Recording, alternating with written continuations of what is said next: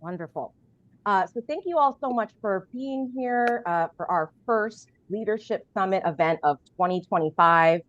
Still kind of feels like a made up year. I can't believe it's really happening. But I'm so excited to have everybody here. And as I mentioned, some familiar faces, some new faces. Today, we're going to be talking about a really important topic about reducing isolation for corrections leaders. And I think especially how that runs in conjunction with reducing isolation for staff. Um, as usual, this is a conversation. So my hope is that folks feel empowered to unmute themselves, to join in. It's a small enough group that, we can, I think, do that. If you have any questions or if you want to contribute anything, you can either um, unmute yourself. Feel free to turn on your video if you have one. Feel free to use the chat function as well. We'll be monitoring that if you have any questions. Or like I said, you can also unmute yourself. Another way to get involved in the conversation is to use the reaction function. If you want to raise your hand or if you want to show support, whatever it may be, please feel free to do so. Um, my name is Jessica Seipel. I am representing the Great Wardens Project, and I'll introduce my co-presenter here in a moment. But for folks who have not heard of the Great Wardens Project, our mission is to provide mentorship and training to develop bold prison leaders and build a corrections culture based on safety and dignity. We do have a couple core beliefs, and all of our work kind of stems from these core beliefs. The first being that wardens and superintendents have a responsibility to promote safe, secure, and healthy corrections facilities, and that advocates and prison leaders can actually work together to reimagine how corrections facilities operate and to shape a new generation of committed corrections professionals. As mentioned, my name is Jessica Seipel. I work with Just Detention International. I am also the lead on the Great Wardens Project. I am one of those advocates who has been doing work with corrections for, oh my gosh, maybe 10 years or so. And I'm we're all very lucky to be joined by Mr. Art Beeler, who's going to help lead this conversation with me. Art, if you wouldn't mind just introducing yourself really briefly and giving us a hello. Good morning, everybody, or good afternoon now. Good afternoon, everybody. My name is Art Beeler. I am thrilled to be part of the Great Wardens Project. I think we have done good work, and I think we will do more good work in just having somebody to talk to. Let's just put it that way. Having somebody to talk to. I was a warden for 20 years, and it was there were many days it was a very, very lonely place. Now, I will tell you that I always had people to talk to. That's not what I meant by lonely. What I mean by lonely place is that, when the buck stopped, you had to make the decision.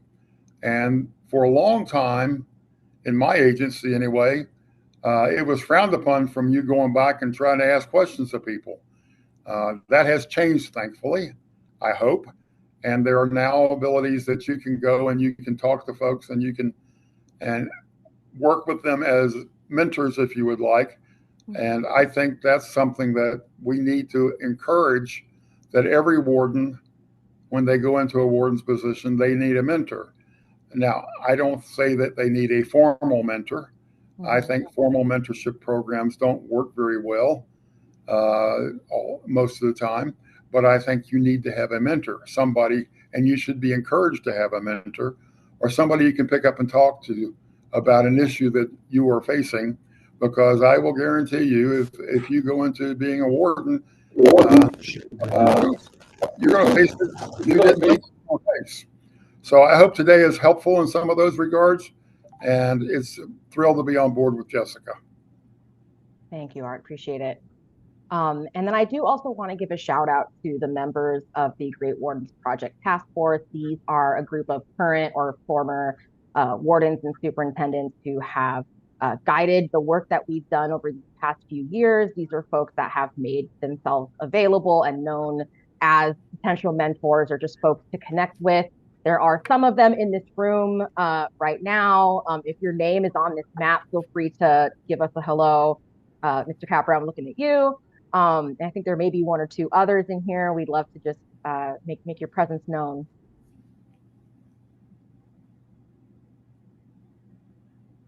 Hello, I'm Lisa Ingram with the South Carolina Department of Corrections. Welcome, Lisa. Mhm. All right. They're So being let's get, shy. that's all right. I'm not.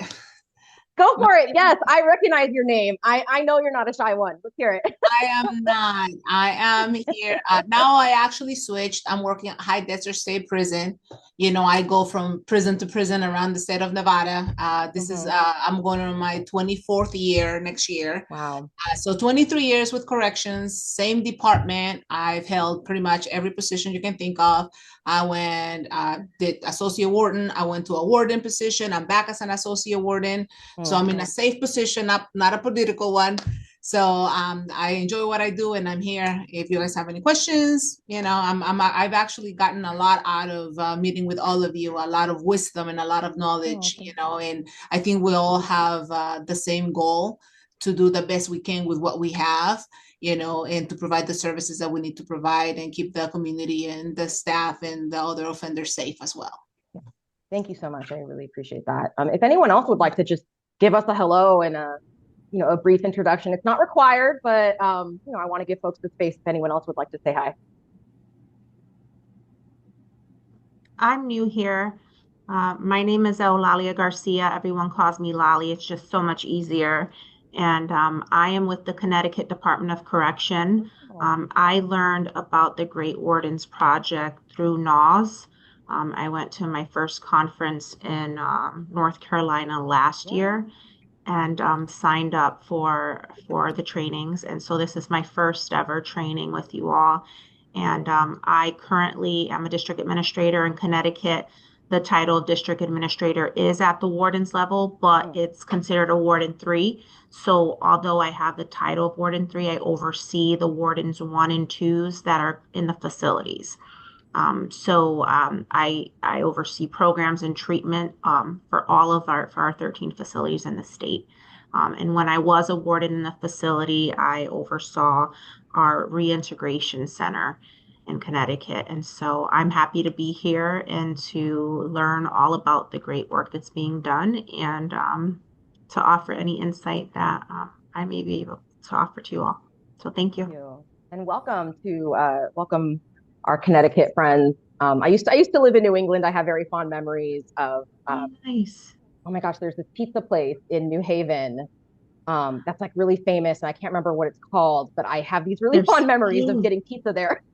Oh, there's Pepe's, Salia Pizza, Modern.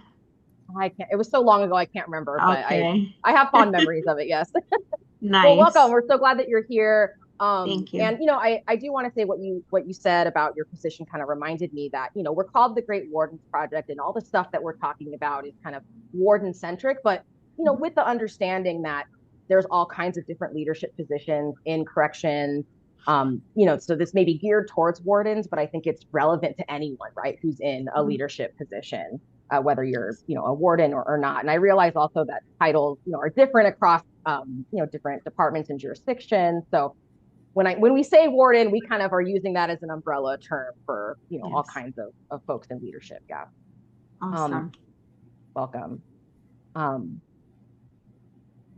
So let's go get started. So we're talking about isolation in corrections leaders, and one of the things that I always think about is that famous kind of quote, right? They say it's lonely at the top.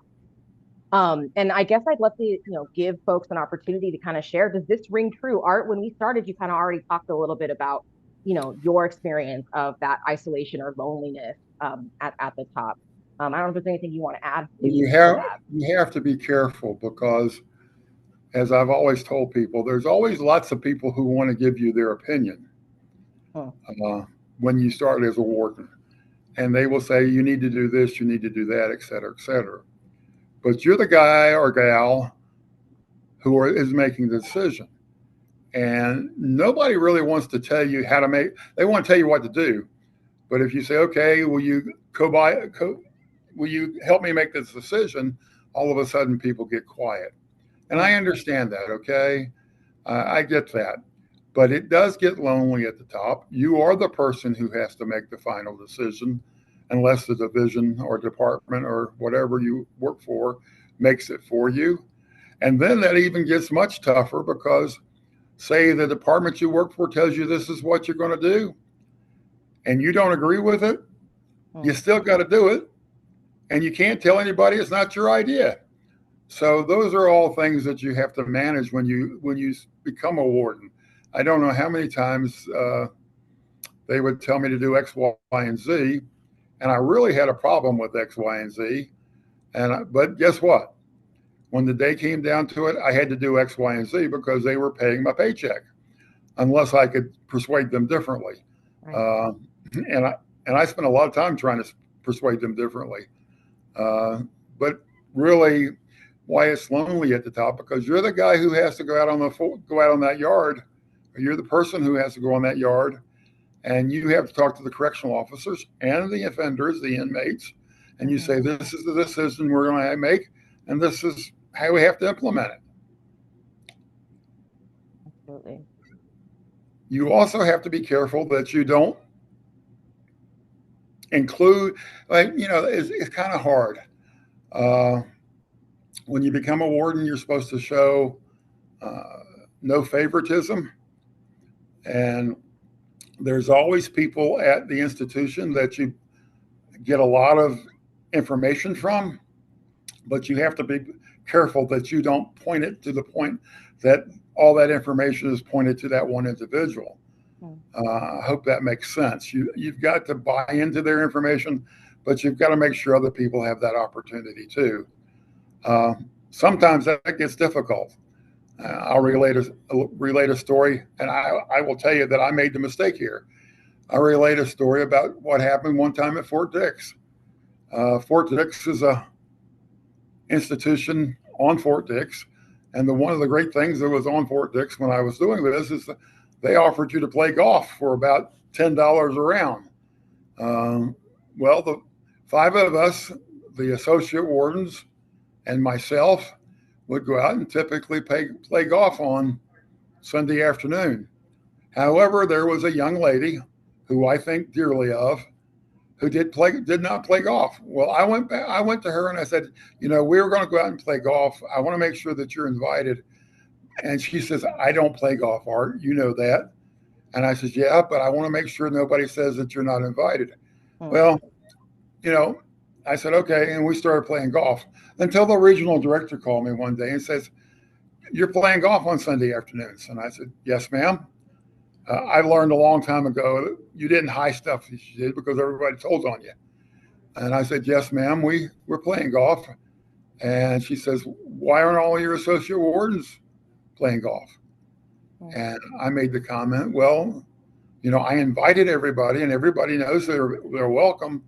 And she said, well, you need to stop playing golf because everybody's not there. And I said, yes, ma'am. And so I stopped playing golf on Sunday afternoons.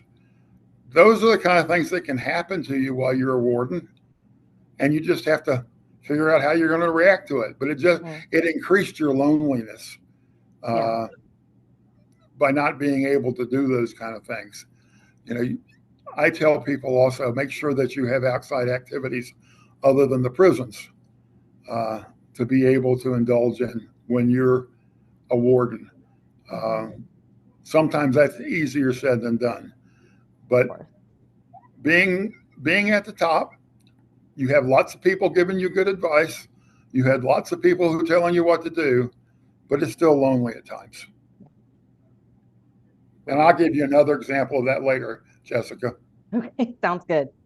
I don't know if anyone else wants to, has anything they want to share as well, just around that feeling of loneliness at the top, if that rings true to them. I think, do I see a hand up, Superintendent Miller? Yes, good afternoon, everybody. Hello. Can you hear me? Yes. Yes. The bottom line is that you're the CEO of the building, right, of the facility. And you are held accountable at a level that nobody else is. So because of that accountability and that responsibility, no one can really share the decision-making that you have to do at times. So I rely on my exec team, very important. You need people, that you can trust in everything.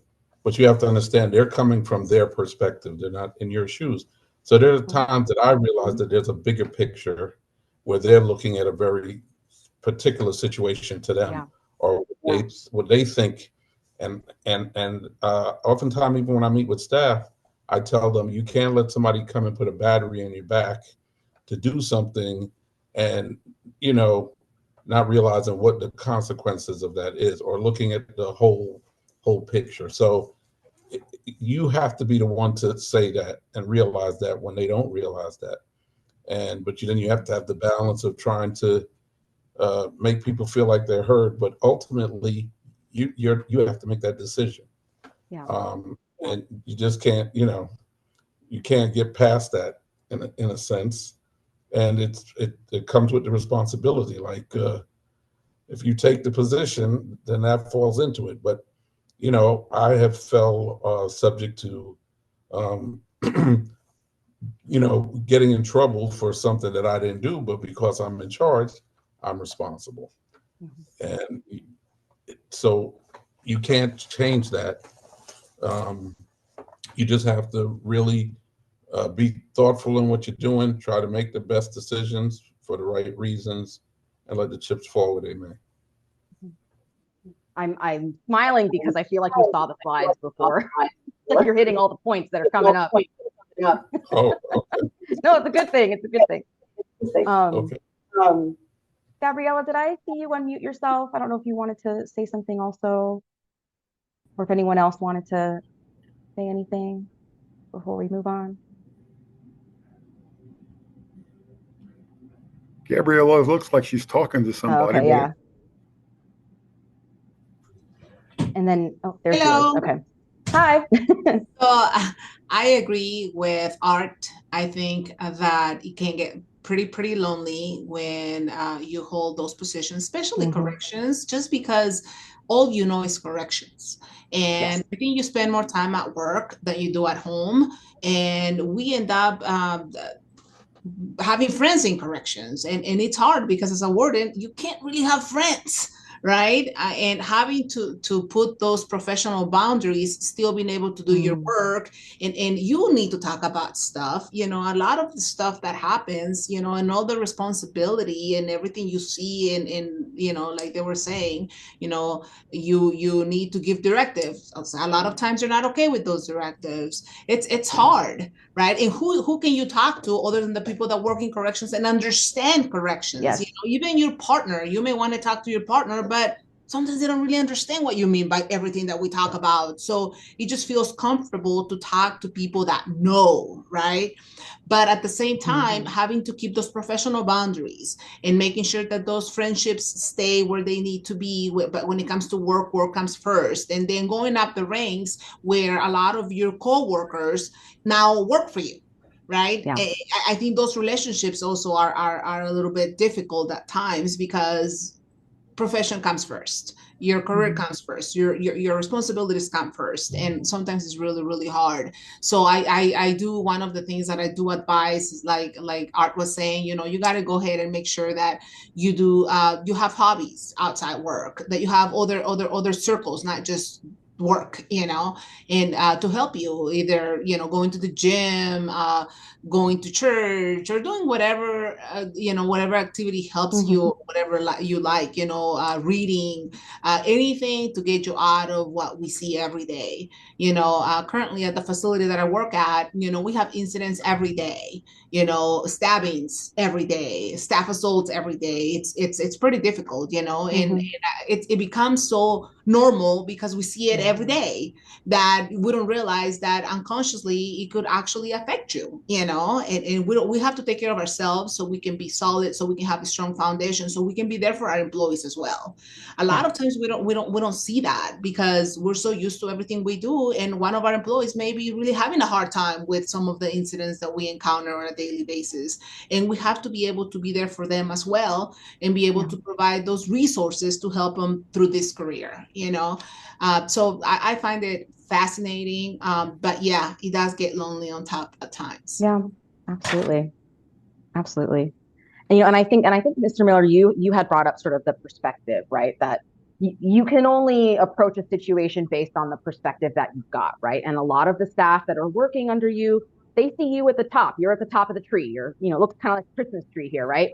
So you are sort of like the be all end all of decision making. You're the final authority. You're the expert. You know exactly what's going on. You know what to do. You don't ever question yourself. You don't ever like wonder, oh, is that the right thing to do? Which we all know is not true, but right, we're talking about what the perspectives might be.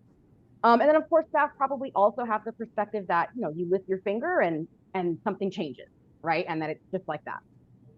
I imagine most of you know that it kind of looks more like this, right? That when you're in that warden position, you're kind of more at the center of the hourglass. And you've got the folks above you that are kind of giving you direction, giving you budgets, giving you orders, giving you policies, giving you whatever. And then you're in that tiny little spot where you're filtering all that through down to the folks below you, right? In the hierarchy. So staff might see you way at the top, but in reality, you're kind of stuck in the middle, right? And I think that kind of really illustrates how lonely and how isolating the kind of position that you all are in can be, right? In the middle of that hourglass. I mentioned it sounded like you all got the slides before I started, which I'm happy about because it means that I'm on the right track. But some of the things that you all mentioned in terms of what contributes to that loneliness, that isolation, right? The weight of the consequences of decision making falls on you. The inherent sort of power dynamic, the distance from the on the ground work, right? I think especially depending on how you came up in the ranks or if you came from outside corrections, especially, but the further away you get, right, from that field level work, the more distance it creates, right? The more your perspective starts to change. You talked a little bit about sort of projecting that image of confidence, right? And how important it is for staff to see you as confident and competent and capable, even if on the inside you're feeling like, oh gosh, I hope that this is the right thing to do. I hope I'm doing right by my people. And then sometimes imposter syndrome too. And I think this is something that affects everybody, but that feeling of like, am I really, can I do this? Like, am I the right person? Can I do this? Like, I saw the warden before me. They seemed like they really had it together. And now I'm in this position and I don't know what the heck I'm doing. Like, what am I doing here? I think that also is really common for a lot of folks that rise up and find themselves in these leadership positions. I think especially because I get the sense when I talk to corrections folks that there's no kind of like warden manual, like here's how you do it, right? You just sort of see the folks that came before you and you model yourself after what they did. So if they're projecting this image of I got everything under control, as far as that's the truth, right? So then you get there and you're like, oh, wait a minute, I actually don't really know what I'm doing a lot of the time. I'm making it up as I go along. That can't be right. When in truth is the warden before you probably felt the same way, right? But again, did not betray that because of that need to kind of project confidence. Jessica. Yes, please. Yeah. A lot of times you have to be able to, and when you go around your staff, and I talk a lot about staff because they're the people who make us or break us. Mm-hmm. Your staff doing what they should do and sometimes do what they shouldn't do, but they do what they should do to make sure the place is safe and secure. You have to be visible to them as a warden. You have to be, and I say you have to have presence as a warden. And you and I've had a discussion between presence and visibility before, but you got to be present. You have to realize that when you're present, you may be the only one present in that room, but you still have to demonstrate that presence. You still have to say, you still have to say, we cannot allow people to beat up on other people. That's just not appropriate. And that's not something we're going to allow. Now, I will tell you that there are lots of folks in corrections who may think we should be able to do that. I'm not one of them, by the way. But you've got to be able to convey that to your staff. You've got to tell that to your staff. You have to communicate that to your staff. And you've got to realize that for some people, they don't agree with you and you're just going to help them isolate you. They're going to be isolated from you more because they can run out behind you. And this is something that you have to understand and something that you have to really deal with and get over. Those people who are working for you or out there, they don't have the same caveats you do. Whether it's true, bad, indifferent, horrible, whatever, they can run around and they can say, we should be able to do this, this, this, and this. And you really don't have anything that you can say about that. You can continue to say, no, we don't believe in beating on inmates. We don't believe that that's appropriate. But you got to realize you may be a voice of 10 or 1 sometimes on that kind of stuff. And you still have to take that position.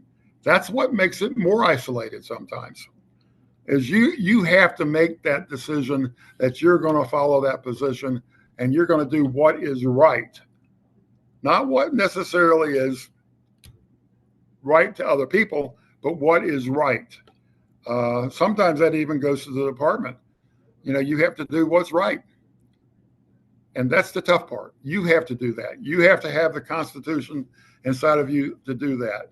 And what I mean by presence is when you go out, people know where you stand.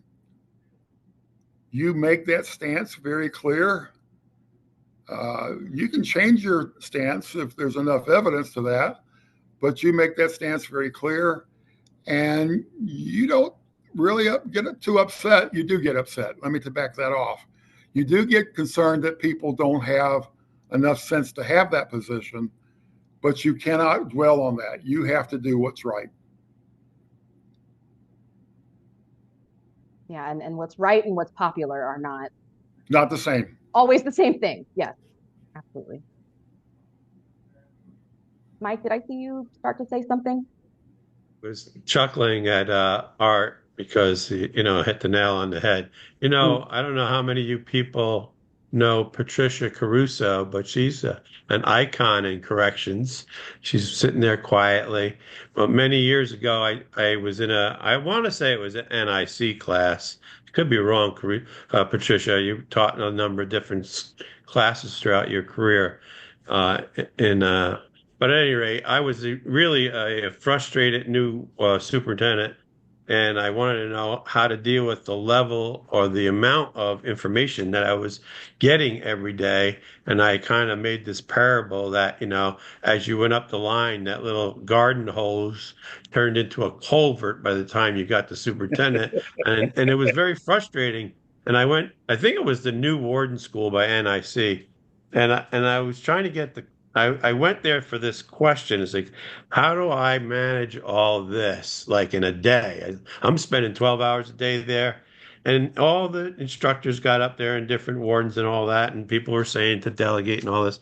And it wasn't until Patricia pulled me to the side and said, looks like your head's going to pop off. I'm like, yeah, it is. Because we can't teach you experience. Next year, this time, you'll have learned that these are documents you can trust by so and so, that you don't have to read every single sentence, and these are the people you have to look into, and this is how you fact check, and it was a short conversation, but it meant the world to me. That's why I remember you, Patricia. But it did mean a lot, and as Art says, there is no, and you say it too, Jessica, there is no rule book, because you've got it for wardens. You sometimes you just got to be quiet. And I know during COVID was especially frustrating for probably all of us. I know, and I was highly recommending masks to my principals, who were highly telling me that I didn't understand, and I'm sure I was creeping up on 40 years inside the system, that I didn't understand that we couldn't use masks. And then 2 weeks later, we were mandated to use masks. So those are the kind of frustrations. And we all have stories, but I think, this kind of organization, the Great Wardens Project, and to have more and more superintendents and wardens throughout the country, just, listening and knowing that they're not by themselves. It's very important to have this kind of outlet, because really, I can't recall in my 42 years of any other kind of sharing openly platform that, you can get from people all over the country. And really know that we're kind of all in the same, when you listen to any one of us speak, we are all saying so many of the same things because we've been through so many things. And I've got 100 war stories that I won't bore you with, as most of you do, but the buck does stop with you. If you make the wrong, and I tell this to my deputy wardens I used to before when I was working, you guys could skip, you can miss the bullseye every so often, but the superintendent has to hit the bullseye every single time. Because the first time you don't, it'd probably be your last day employed because you're expected to deal with it one way or the other, or be able to articulate why you made the decision that you did and why it was the best decision.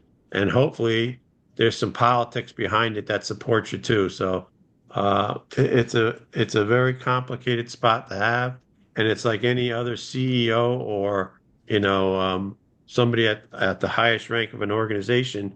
You're good until you're not good, and hopefully you surround yourself with enough people that can, and you're humble enough to ask questions to trusted leaders that are out there. And I know I was blessed early on in my superintendent career. I had a number of fellow superintendents that I called regularly. Unfortunately, it's just not part of the culture today to do that. But maybe with organizations like this, that will grow, and people can call and reach out to other people throughout not only their state, but other organizations, other states. Thank you. Mike, I that's so appreciate that. valuable and something that I think we have lost some of, and something I think I want to talk to Jessica about. We Yeah. need to put a phone tree up of us that are on this with the amount of years that we've been involved in being associate wardens or wardens, and saying, if you have a problem, call me or text me and we'll get back to you. Now, I don't want to make that wholesale. I got a bunch of students who cry about everything. But the kicker is, I can't tell you the number of times that I was saved, quite frankly, because I picked up the phone and called somebody I trusted. And I don't see it. I mean, I hope that's still going on, but I don't know if it is or is not. I've been gone from being a warden now for a number of years. And you need to be in organizations that will facilitate that. But I think we need to have something that's above being organizations that facilitate that. I mean, I remember a story, and I'm a storyteller a lot. I remember a story that during the, and some of you may remember that, the whole Federal Bureau of Prisons locked down in 1995. It was the first time the Bureau of Prisons ever locked down everything. And it was over the crack cocaine issues. And I was warden at Lexington at that time. This is in Kentucky, if you know what about it. It has 23 miles of hallways. And I mean that, I mean, you walked up and down, you walked a whole lot of hallways. And I said, how am I going to talk? And that 23 miles might be wrong, but I said, how are you going to talk to 2,300? And it wasn't that, this is not wrong, 2,300 or 2,400 inmates to tell them what's going on, because you're making decisions that you got to have their buy-in on. I mean, of course, a lot of staff would say, no, you do what you have to do, and we'll do it otherwise. All right. I'm not one of those persons. I'm one of the persons that says you let inmates know what you can and what you can't. You tell them you can't tell them. But I had a situation once at Lexington, and what I did is I called a warden who I knew, and I said, hey, Dave, how did you, and he was warden at Marion at the time. I said, how do you communicate with all these inmates? He said, Arch, it's real simple. You send them a memo at night. This is long before we had kiosks or anything. And I said, what do you mean? He says, well, write to them what has happened during the day that you can tell them, what you've done, and what's going to happen tomorrow. And if they do such and such and such and such, this is what you're going to do. Now, I will tell you, my AWs, except for one, really said, that's a dumb idea. And I said, well, I'm going to do it. I believe in Dave. And I did it. And guess what? When we told the inmates what we were doing and why we were doing it to the point that we could, guess what? They all helped. And I'm not saying it was because of any leadership by my part. I'm simply said you involve them in the discussion. Now, the problem with that is I was pretty isolated when I made that decision. And I was pretty isolated because my AW said, no, we're not going to, we shouldn't do that. And I relied on my AWs a great deal. But I said, I'm going to make that decision. And so I made that decision. But when you do that, thankfully it worked out. Because as Mike said, if it didn't work out, you certainly were hanging by yourself. Thank you. A couple thoughts actually, and then I'll go to you, Patricia. But I do just want to say that the story, Mike, that you shared about something Patricia said to you however many years ago, it just made me think like we can never know the impact that we have on people, right? Like just one little thing that you say, you never know if that person's going to carry that like years later as inspiration. I just think it's a really powerful like just anecdote about how impactful we can be on each other, positively or negatively, right? The other thing I wanted to add too is, Gabriella, I saw your message in the chat. I absolutely love the idea of putting together some kind of contact list. And this will just be a list of folks that are like making themselves available for this kind of support. If you're interested in doing that, please put your name and your email address in the chat. I see it's already happening. And I think it's a great idea. I'll put together kind of a list and I'll just confirm with folks once we've got that list going. And yeah, I think it's a great idea. But anyway, Patricia, please go for it. Thank you. Thank you for the kind words, Mike. That means a lot. What I wanted to share, I became a warden with a very unusual, in many ways controversial background and experience, and not qualified, according to many people. But what got me through and helped me with those issues of isolation in many ways was because of my exposure to NAS, because of meeting other wardens around the country. My first year as a warden, I went to the NIC New Wardens training, became very good friends with a warden in Ohio. And I even went down to her prison and spent 4 or 5 days there and developed a relationship where we could call each other and ask questions that I couldn't have asked or I didn't think I could ask of people in my facility or in my department. And it gave me the ability to move forward on some things. And to this day, I still laugh about some of the things. One in particular, a piece of advice she gave me walking around her prison. I'll tell it. It's a funny story. We were in her prison and we went into her segregation unit. And she told me that she had announced to the men that she had a rule. And the rule was, I will go up and down and talk to everybody, but if there's any hooting, hollering, whistling, yelling, I'm out. Okay. So I went back and I had 5 levels of security at my prison, 2,300 men, and a large segregation housing unit. So I went out there and I had almost no experience in corrections when I became a warden. So I went out there, announced this, and the correction officers were like, oh my God, what is she doing now? But over the years, I, stuck to that. And I'd probably been the warden at that prison, I'm going to say 5 or 6 years. And I walked in the seg unit on rounds and somebody started screaming somewhere. And another guy on the other side of the unit yells out, shut the F up. I need to talk to her and she's going to leave if you don't stop. All these years later, and none of those people would have been in the unit when I made the announcement all those years ago. But it was a really good piece. And I remember the correction officers looking at me like, wow, it really does work. But it was advice I got from a fellow warden. And not even in my own system. And over the years, the advice I got from other wardens around the country, just by sharing our stories and our background. And Jessica, one of the things you said in terms of we don't always know the impact we have on people, I'm reminded of that a lot. And it's been, golly, I hate to say, but in a few months, it'll be 25 years since I was the warden at the prison where I'd been a warden for more than 9 years. And I still go out there occasionally, even though I'm retired, because I'm on the board of trustees of our university here. And we're now doing college programming at my old prison. And I will occasionally run into men who are lifers who still lock in that prison. And they will tell me a story of some conversation we had probably 30 years ago that it's incredible that that stuck with them all this time. And it's a good reminder. And I have similar experiences with staff and people who worked there too.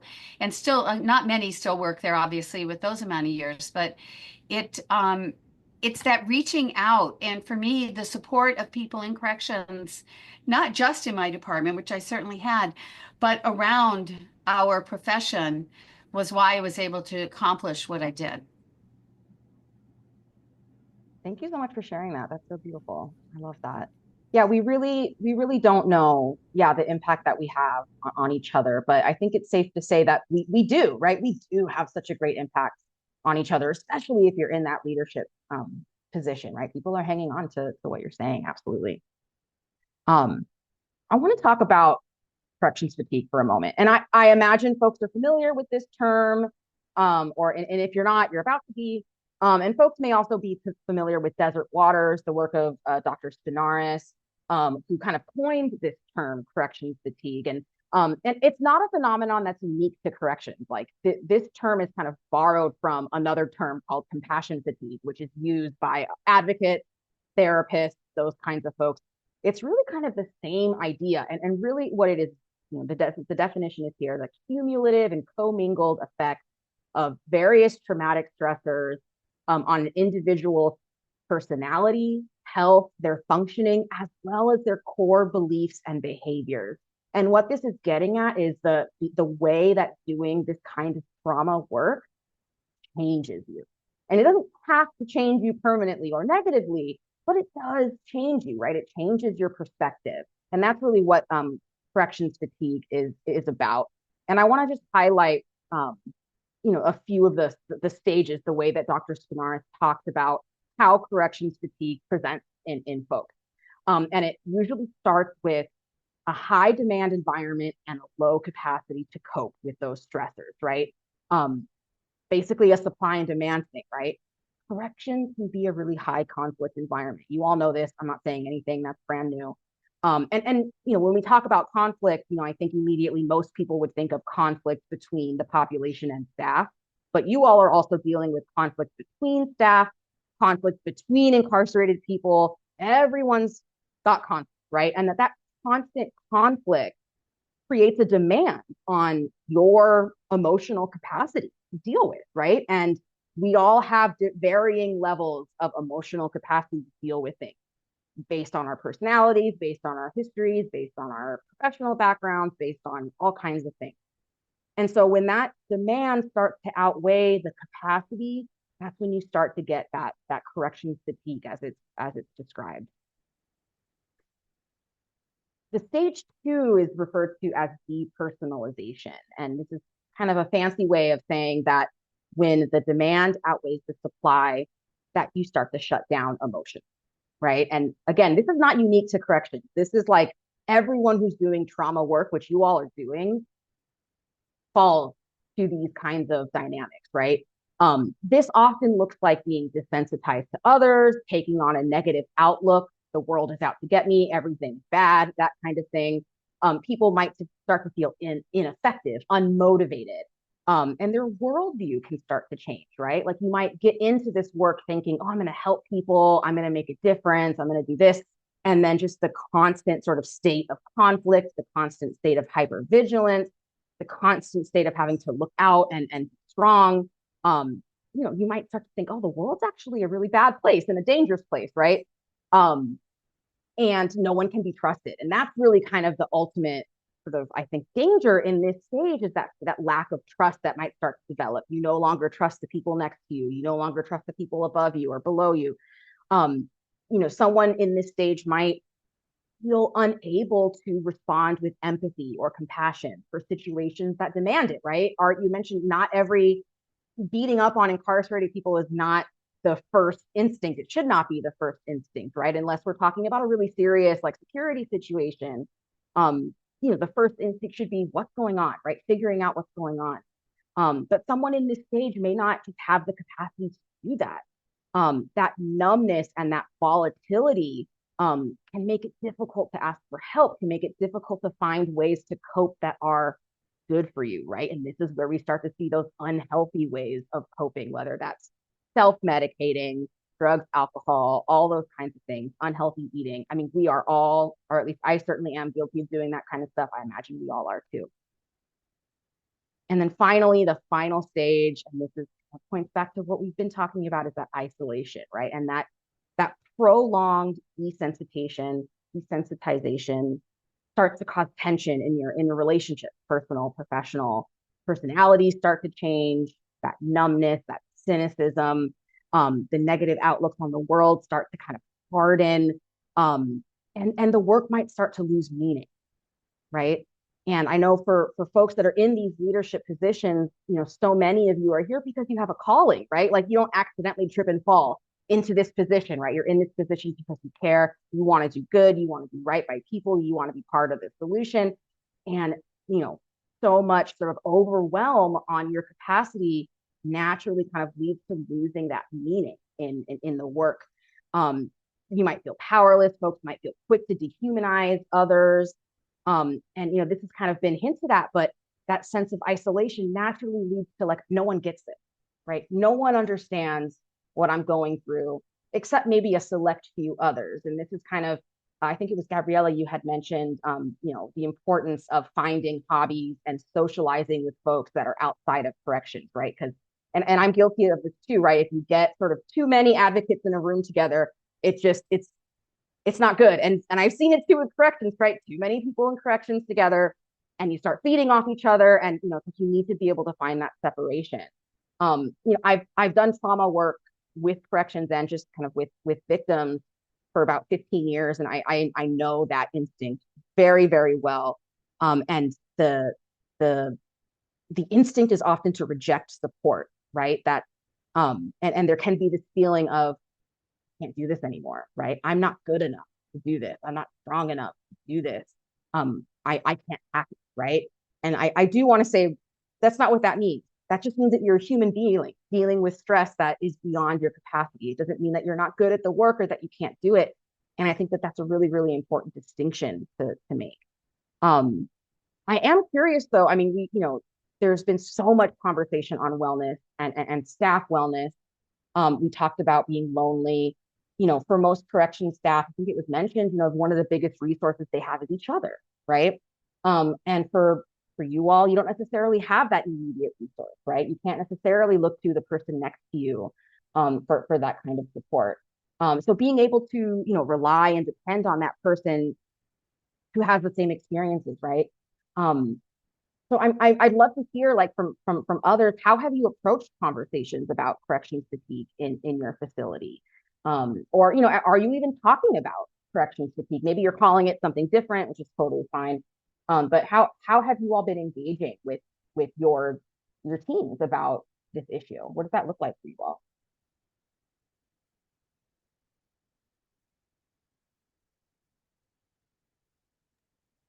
So I'll jump in just to kick off a little bit, but I know that I pushed my executive staff to take time off because they're doer bees, and most people when you get into these positions you work, work, work, work, work. You're totally into your job, your career. You want to make it to the next level, and I always stressed taking. As we've all said, you have to have hobbies and so forth. So I'm a boater. I'm a crappy golfer, but I'm a golfer. Fisherman, I got a million hobbies. I'm very, very involved in my church, in my faith. Believe it or not, as crazy as I am, I guess that's why I need to be involved in my faith. I came to save the nuts, and I'm one of them. But at any rate, I would push my executive staff to take downtime, and because they were so, into being on the set, and it gets busy.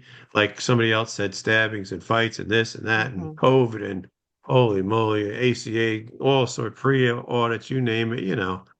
Take time off when you can, especially in the summertime. I used to tell people there's nobody wants to have any kind of audits in the summer. That's when your executive staff, anytime, but they need to take time off. So that was a big thing. And to, role model a little bit about taking time off too. And I was a big nut about it. And I know, it's been my experience that my principals were not, unfortunately, but I always put somebody in charge and said, make the decisions. If I'm going to get fired, call me. But prior to that, if I'm off, that's the only way you're going to get experience. I've been involved in scenarios where they told me to turn around and go back to the facility, and it wasn't a large scale situation because my principals did not want the next person in charge to make decisions, which again, it wouldn't have made make it or break it for the facility. But I'm a big proponent of that. So one, take time off, encourage people to get, involve themselves in other things outside the facility, especially your immediate people who mean so much to you. And two, after you've mentored them for a while and you know who they are, and you know to give people that responsibility, let them take it. Don't be a micromanager and let them make decisions. And sometimes when they screw up, they grow from their mistakes. And I think that means a lot to give somebody that type of encouragement. It means a lot to them, and their stress goes down knowing that you, as the boss, have faith in them. They may not have all the answers, and neither do you, but you probably have more experience, and which is the case in most cases as a superintendent than most of them do. And you wind up mentoring, and it's a good thing to do, and it actually feels good to help your immediates around you. Either, but it's a feather in your cap for them to do well and to continue to praise them, or to continue to mentor those who need it. So that's my little tidbit. And I appreciate what you said too about modeling, because if you're encouraging the people around you to take time off, to take care of themselves, and you're not taking any time off and taking care of yourself, you're sending a mixed message, right? And I think a lot of times I do this too. You get in that leadership mindset, you start to almost martyr yourself a little bit. You're like, I got to take care of the people around me. You take time off. Don't worry about me. Don't worry about me. And that's just not sustainable. Like we can't exist in that space for very long, right? But if you are, practicing what you preach, as you might say, it creates that sort of expectation that, oh, well, the warden's doing it, so that means I can and should do it too. I mean, it's also, put in perspective. For instance, as simple as a snowstorm, you as the warden need to get up an hour or two earlier. You need to be the first one in. Just also to model that it's important to be there at times when it's, even if it's not a snowstorm, when it's hitting the fan, you're the first one in. So there's a balancing act, and it's not all just, oh, take it easy, everything's going to be all right, because generally it's not. But there is a balancing act, and sometimes you have to be the person, and sometimes you don't. And when you're able to find that balance, you're pretty much in good shape. Yeah. Geisha, am I saying that correctly? I hope I am. Go for it. Oh, I think you might be, I don't know if you're muted or.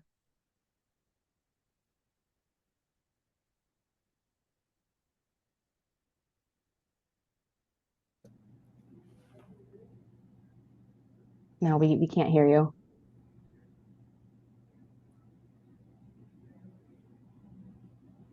Okay. All right. Well, if feel free to raise your hand again once you've got your audio back up if you want to, or feel free to put something in the chat too. Sorry about that. Okay. So whenever I talk about like correction fatigue or compassion fatigue or vicarious trauma or whatever, term you want to use, it starts to get really doom and gloom. It starts to feel like there's nothing we can do. And I don't want to leave folks with that idea. And so much with the research shows what Dr. Spinaris, talks about in a lot of her research, which we will link to at the end of our time here, is the importance of shifting mindsets and shifting mentality, and that us versus them mentality, that high conflict environment we know is all too common. That adversarial posture becomes the default, right? So it's almost like, and I'm sure folks have described this like walking into a war zone, right? And Dr. Spinaris, in the research that she has on this phenomenon, she says something that I found really powerful. She says that in war zones, actual war zones, military personnel must maintain an attitude of readiness to combat their enemies, right? And there's a very clear sort of us against them distinction. However, that stance is usually adopted for a short time, months or a few years, right? Whereas correctional staff may have to maintain that hostile posture for literally decades. And our bodies, our brains are just not designed to be in that high level of stress and conflict all of the time. It's just not what we're designed to be. And that mindset too, I want to say that us versus them corrections fatigue, whatever you want to call it, these are all survival responses, right? Like in order to survive the war zone of work, that adversarial posture feels necessary. And when it becomes the default setting, when we get stuck in that mindset, the job becomes a constant power struggle, a constant power struggle. And then naturally, because of that, it becomes even more difficult to find positive meaning in the work. If you're just constantly putting out fires, you're constantly dealing with conflict, you're constantly focused on what's going wrong, what the problems are, what the challenges are, it becomes really difficult to find that positive meaning. What am I doing good? What good is happening because of my work, right? That's that ultimate challenge. And I think that's also the solution. Back up. Please. Jessica, Yes, back go for it. up for a second, please. Please go for it. The bottom note on here saying finding positive meanings become challenging. I think we have to work on that. You have to be able to find a good thing and tell staff they're doing a good thing. I had a regional director once upon a time by the name of Charles Turnbow, who is now passed. And I was at a very difficult institution. And he says, Art, you've got to take some time out every day to find people doing good. Yeah. And he said, you know, we pay you to find the things that are bad, but you've got to find people doing good, and you have to publicly tell them that.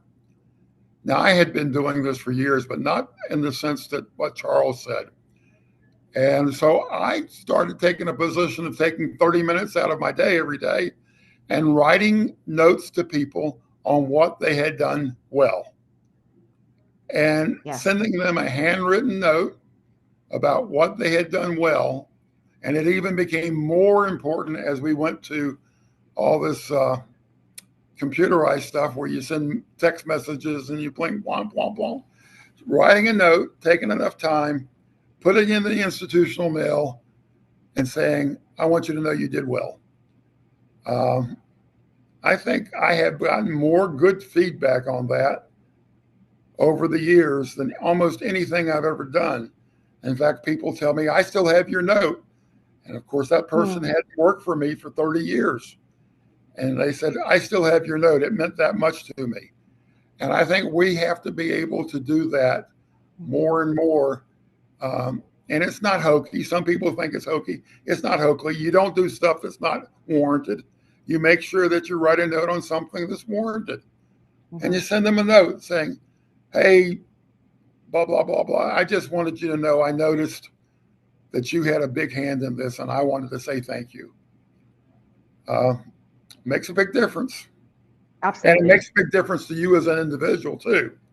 Because when you get the feedback back from the staff that it made a big difference, you feel good that you're doing something right. Absolutely, totally. I think Richard had his hand up, and then Gabriella will go to you. Yeah, it's just piggybacking off of that. One of the strategies we utilize here at my facility is when a staff member has done something, you know, either extraordinary or a significant contraband fine, something like that, we draft a letter signed on behalf of the yard or the facility administrator and send it to their home. So a lot of times, you know, their family members will be retrieving the mail like, hey, you got a letter from work, and they get to enjoy that in their own time, you know, with their family, and they get to show, you know, because a lot of times our staff, you know, their families don't fully understand what they do for a living. So being able to show, hey, I'm making a positive impact at work has really been a morale boost for a lot of our staff here. So just wanted to share that. I love that. I love that. I mean, you know, I think, Art, you had said that it could be perceived as kind of hokey, but like elementary school teachers give out gold stars for a reason, right? Like, that's right. We as human beings are motivated by that. And you don't necessarily have to give out gold stars, but like whatever your version of that can really, really make an impact on whether people feel like, oh, I'm making a positive difference, like when I come to work. Yeah. Art, were you saying something? I'm sorry if I interrupted you. Oh, Gabriella, I'm sorry. It was your turn. I love that I have this problem that I have so many folks that want to contribute that like I can't keep track. I love it. Go for it. Hey, we don't take it personal. So good. One thing that has worked for me, you know, we're all like, we have this business mindset, right? When we come to corrections, it's all about business because we have so many things that we have to deal with. One thing that works for me is that when staff come to me, because, you know, as soon as they see me, they approach me because they have a situation or they have a problem or something, right? They want something from me. So before they even start talking to me, because sometimes they start, I'm like, stop. Good morning. How are you? And they're just like, Yeah. like it completely changes the mode. Yeah. It's just completely different, and a lot of them have actually come back to me and said, wow, you know, thank you, thank you, you know, and I ask, you know, just any other question before they start talking to me or asking me questions about work or whatever. I'm like, how are you doing?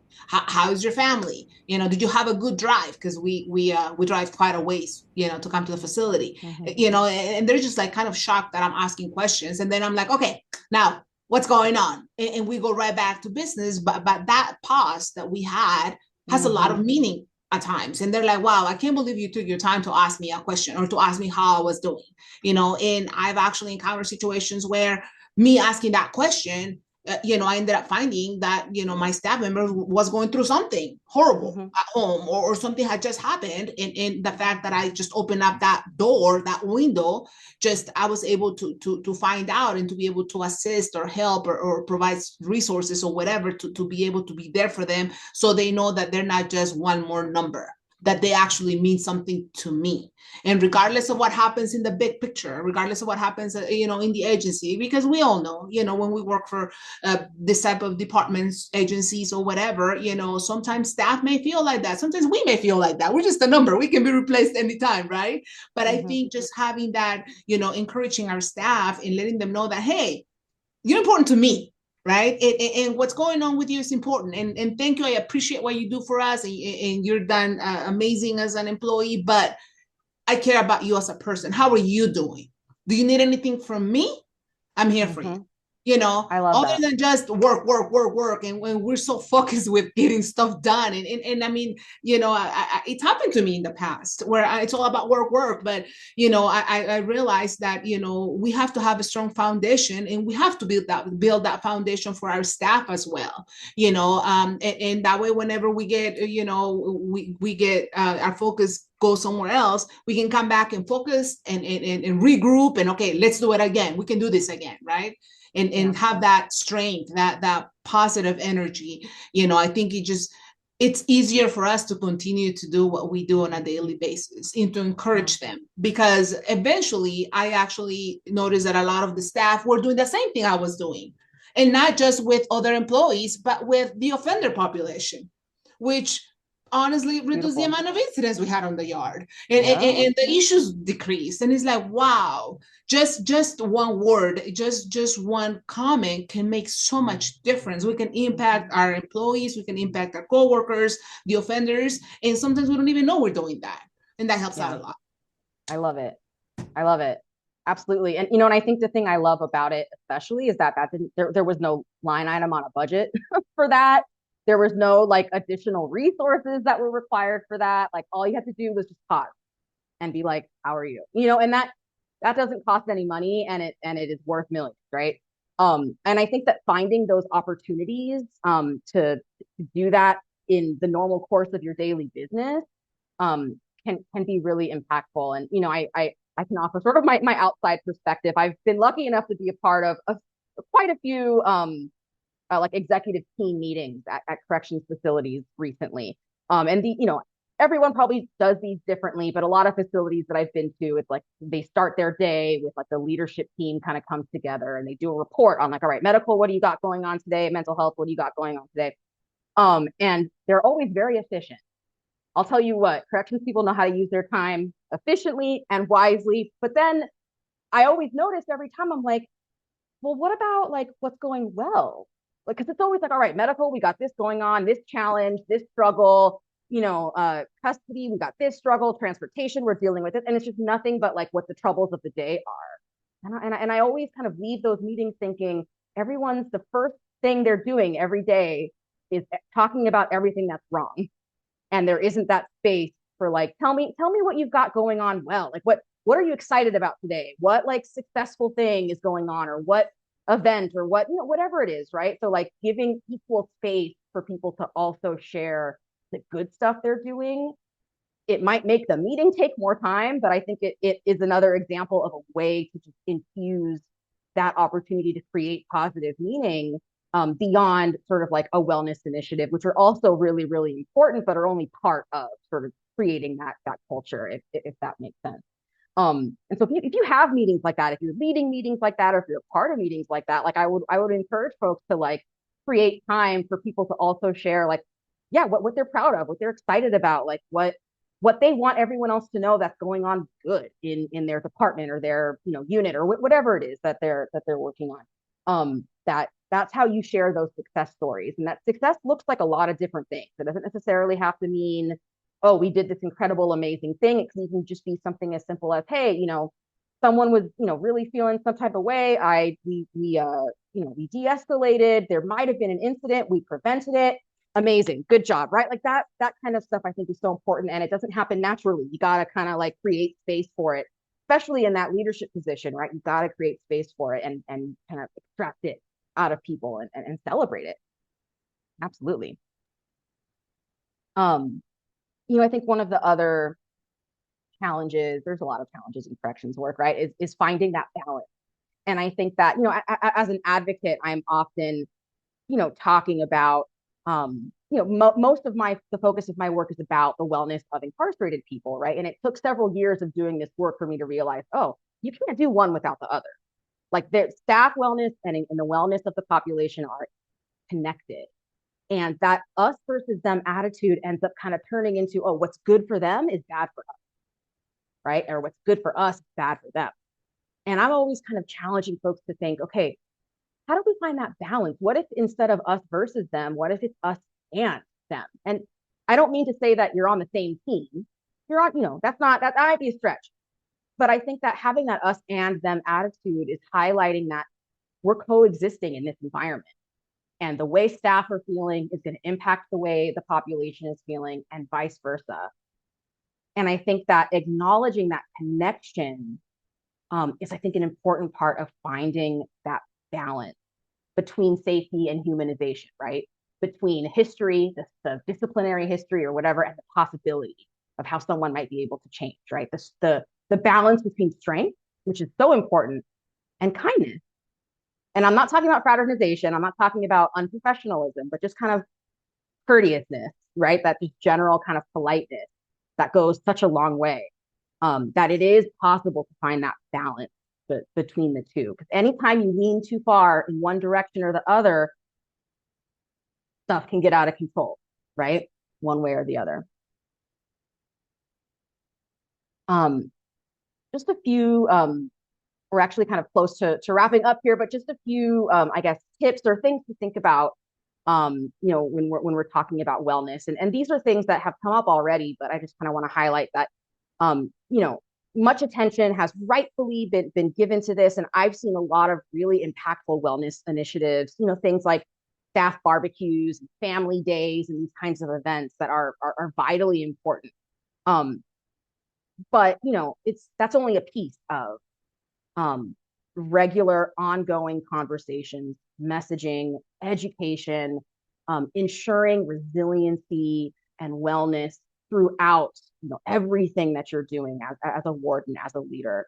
And then also finding those champions. Who are those people on your team that get it? Formal or informal leaders, the people who get it, the people who can communicate the importance of taking care of yourself, who can communicate meaning, positive meaning in the work of corrections, that can speak to staff maybe in a way that you couldn't, given your position.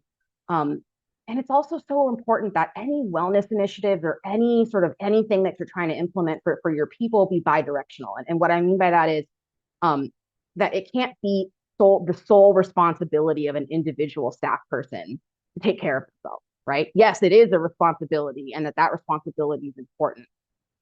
But there has to be also a system-wide sort of responsibility that we are responsible to each other, right? It's not just about me and what I need to do for myself, but it's also about what we can do for each other, that kind of mentality.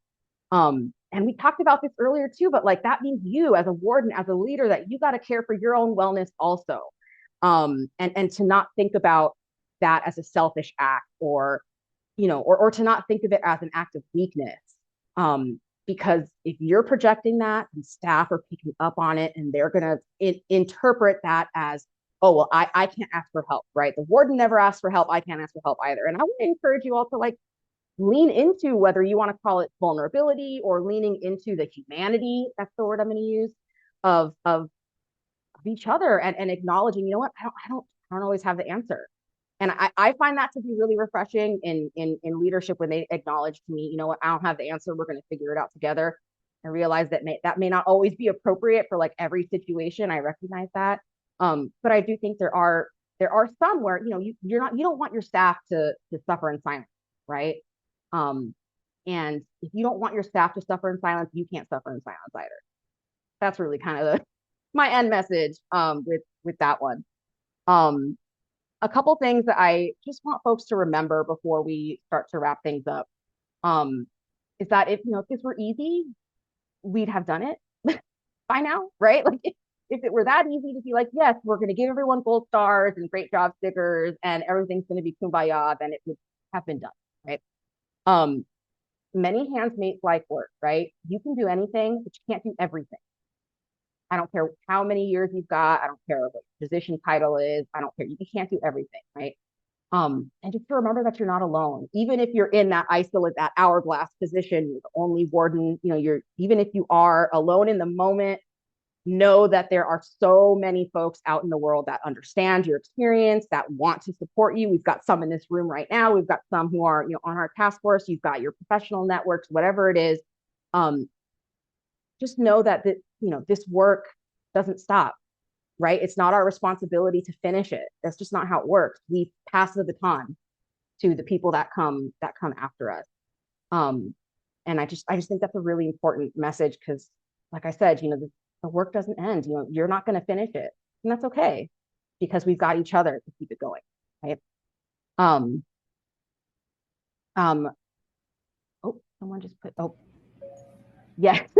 I'll tell them, Richard. You get them, give me their, I'll tell them. You can't do everything. Come on, give them a break. I'm more than happy to do that. All right, so our website is right here. If you've got any questions, or if you've got any ideas for a future discussion topic, or maybe you want to help to lead a discussion topic for our next event, shoot me an email. You are more than welcome to. I want to thank everyone also for putting their contact info in the chat. We're going to collect everything, and I'll send out kind of an email to everyone, just kind of confirming you're okay with being on this email list, blah, blah, blah. And I also want to say that we will have our next event like this on April 17th. The registration link is going to be put in the chat here in a moment. I do also have some resources available. I realize you can't click these links, but you will get an email after this with a link to these slides. So if you want to check out these articles, oh, there they are in the chat. Thank you, Hortensia. If you want to check out any of these, these are really important resources, I think, just for kind of better understanding the work.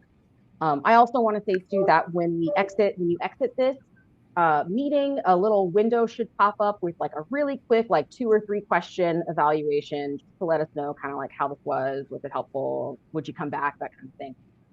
That info is really helpful for us. I really appreciate any feedback, whether it's in the evaluation or whether you want to reach out directly. Really do appreciate it. And Yesha, yes, absolutely. In fact, I'll share my cell phone number. Feel free to give me a call when we are done. Much appreciated. Any final words of wisdom? Art, yes, please. The one last thing I will say is what you talked about at the end. You can find that you still feel like you're by yourself, but please reach out and talk to somebody you trust. And you got to cultivate those relationships.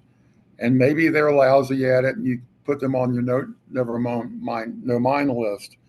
But you're going to find somebody who understands what you're doing and who understands the dynamics of what you're doing. Reach out and talk to them. You don't have to agree with what they tell you. You don't even have to do what they tell you. But just the matter of reaching out and talking to them makes all the difference in the world. So that's my last. I mean, I got lots of stuff I could say, but that's my last statement, Jessica.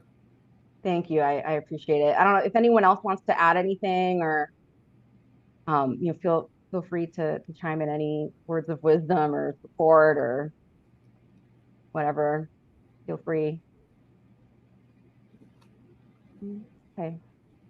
Well, I'm going to hang around. Actually, Yesha, if you want to stay, we can just chat here if you want. But otherwise, folks are free to go.